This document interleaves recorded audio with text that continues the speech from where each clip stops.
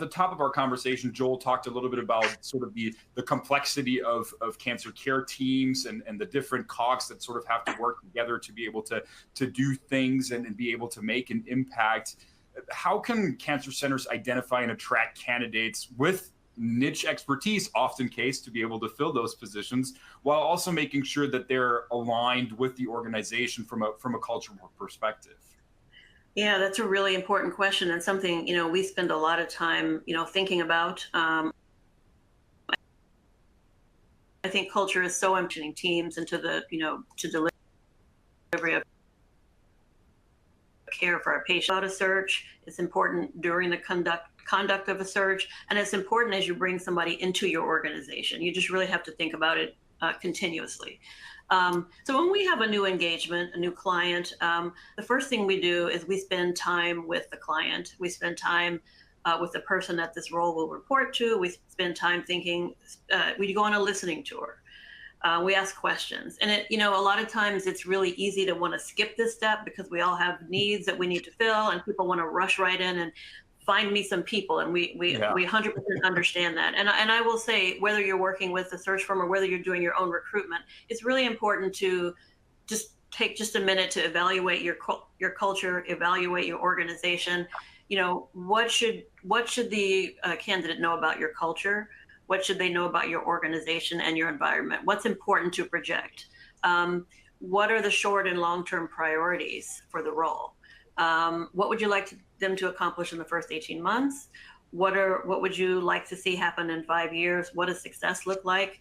And there's another reason that I think this is important, and that is because you want to make sure you have some internal alignment. And so, often we come in and we'll see there's a faction over here that sees different priorities than the leadership does. And if they communicate that to a candidate, if a candidate comes in and sees different factions, or that there don't seem to be clear priorities, clear mission, clear values, it's confusing, and it's a big turnoff. And I think if you just spend time at the beginning, again, whether you're working with a search firm or not, doing this analysis and just really trying to be clear on those factors, it's well worth your time. Joel, I'd love to hear from you here too on what this looks like for you.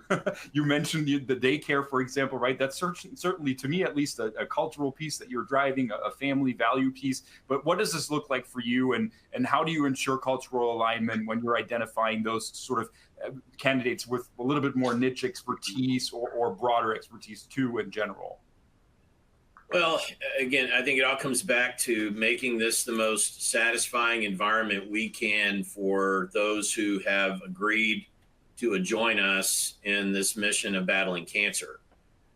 We really work very hard to, ensure that there is a high degree of collegialism, ensure that they see and feel a patient-centric culture, that they see and feel investment in their professional trajectory, to the point that Ellen made earlier. They want to know that we're more than just an employer, that we're going to be a partner in their career development. They need to feel that. They need to feel accessibility to leadership. They need to feel accessibility to the resources and tools that they need to stay, on the cutting edge. It's a lot to keep up with. And again, as generations change, expectations change, we have to make sure that we as leaders are investing in educating ourselves into what this new generation is expecting of us. The world has changed so much since COVID. I mean, we're able to have this conversation via video from all corners of the country, impact that has had on work-life balance and the ability for people to be productive in what is increasingly a highly commoditized field of healthcare. Making sure that emotional connection is there, and making sure that trust is developed with those employees and leaders and team members and caregivers over time, so that they feel like, hey, this place has my back, right? This place is caring for patients. We are caring for patients, but they're also caring for me too.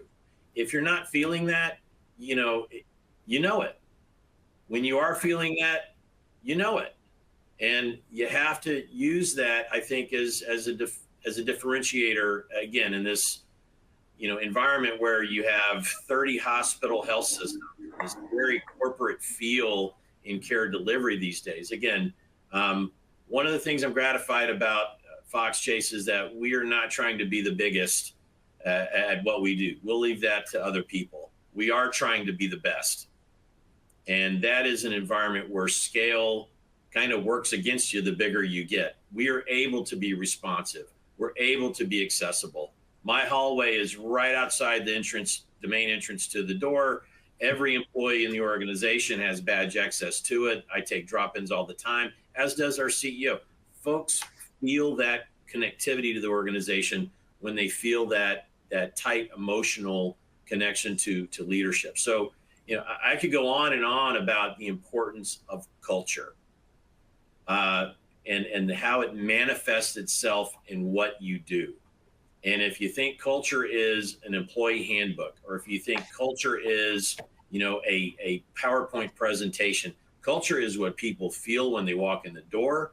Culture is what they feel when they walk out of the door after having a very, very tough day.